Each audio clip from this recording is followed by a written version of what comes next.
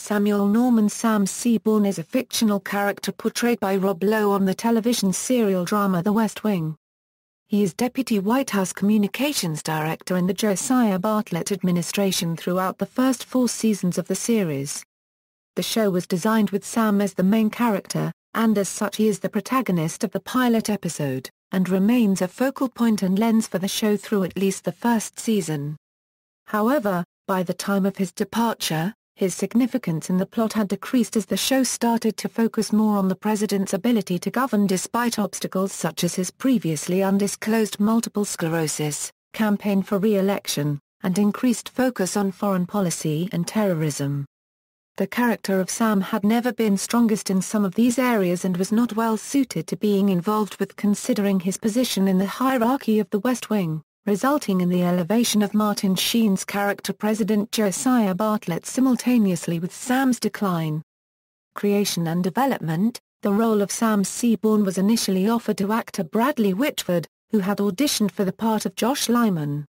However, Whitford wanted and was eventually given the role of Josh, and the part of Sam went to Rob Lowe, whose audition, said show creator Aaron Sorkin, left our jaws on the floor. Sam's inept performance as a White House tour guide in the pilot episode may have been inspired by former Clinton press secretary Joe Lockhart, who told the Chicago Tribune that despite having to give tours on a regular basis, he did not know whether the Roosevelt Room was named after Franklin or Teddy Roosevelt, saying, "I haven't gotten caught yet, but I've made up a few things." Character biography. Sam grew up in Laguna Beach, California. He makes a reference to going to Dungeons & Dragons camp when he was younger in the episode The Two Bartlets. Sam graduated magna cum laude from Princeton University and Duke University School of Law. He makes repeated references to his alma mater, especially in the earlier seasons, indicating a certain pride in his attendance there. Princeton is his Secret Service code name, and he mentions being the recording secretary of the Princeton Gilbert and Sullivan Society. He can speak Spanish, as seen in Season 3 episode Ways and Means. Sam attended Duke Law School and was the editor of the Duke Law Review. He was a staffer for several congressmen and the Democratic Congressional Campaign Committee. He was also a practicing lawyer, working at the law firm of Dewey Ballantine in New York City before joining the fictional Gage Whitney Pace, reputedly the second biggest law firm in New York City.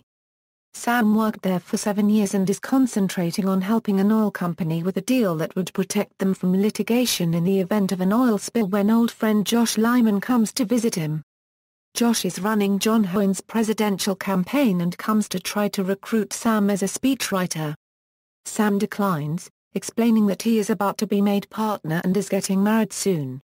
Sam returns to work but, feeling guilty about the deal he is making, begins trying to convince the oil company to buy newer, better tankers than the ones they want, unleashing the wrath of his boss and jeopardizing his promotion to partner. In the midst of this, Josh returns from a trip to New Hampshire during which he has seen Hoyne's dark horse challenger, Jed Bartlet, speak to a small audience of voters. Josh has been sufficiently inspired to abandon Hoyne's campaign and go work for Bartlet, which in turn convinces Sam to do the same. Sam becomes part of the talented team of staffers who helped Bartlet to a very unlikely victory in 1998.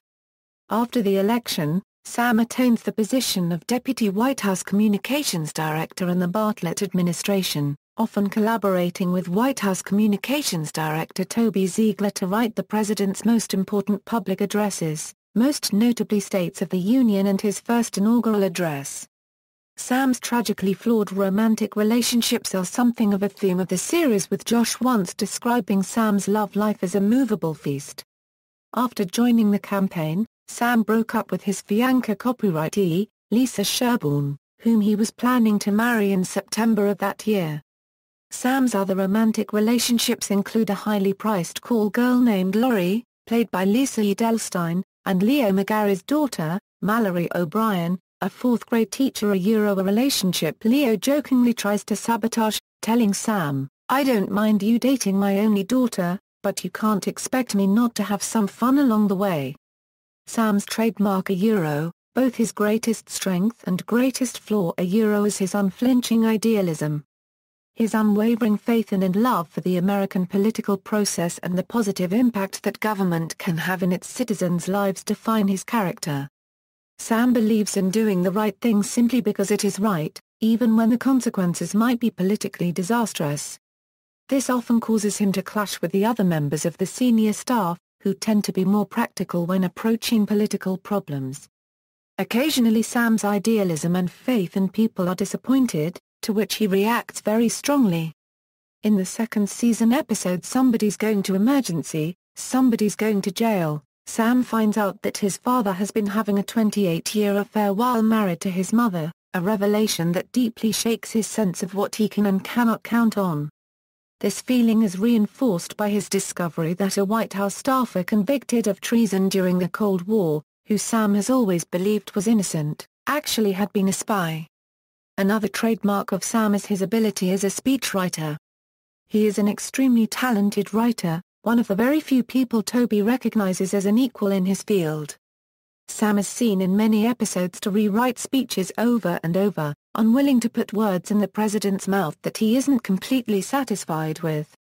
After a pipe bomb explodes at a university in 20 Hours in America, Part 2, killing 44 people, including 3 swimmers, Bartlet gives a speech, written by Sam, that includes the following. More than any time in recent history, America's destiny is not of our own choosing. We did not seek nor did we provoke an assault on our freedoms and our way of life. We did not expect nor did we invite a confrontation with evil. Yet the true measure of a people's strength is how they rise to master that moment when it does arrive. 44 people were killed a couple of hours ago at Kennesaw State University. 3 swimmers from the men's team were killed and 2 others are in critical condition. When after having heard the explosion from their practice facility they ran into the fire to help get people out. Ran into the fire. The streets of heaven are too crowded with angels tonight. There are students and our teachers and our parents and our friends. The streets of heaven are too crowded with angels, but every time we think we have measured our capacity to meet a challenge, we look up and we're reminded that that capacity may well be limitless. This is a time for American heroes. We will do what is hard. We will achieve what is great. This is a time for American heroes and we reach for the stars. God bless their memory, God bless you, and God bless the United States of America. Bartlet campaign advisor Bruno Gianelli asks Sam when he wrote the last part. He replies, in the car, which prompts the response, freak. In a third season episode, Sam is awed by President Bartlet's foresight and wisdom when resolving an apparent impasse among the Chinese, the Taiwanese and the United States. President Bartlet predicts that Sam will run for president someday and should not be scared. Bartlet believes that he can do it. During the 4th season, Sam decides to run for Congress in his home district the California 47th in Orange County, California in a special election held after deceased Democratic candidate Horton Wilde posthumously makes history by defeating arch-conservative Republican incumbent Chuck Webb. Sam first becomes familiar with the congressional race when he is sent to talk to Wilde's campaign manager, Will Bailey, on behalf of the Democratic Party, to convince him to drop the campaign.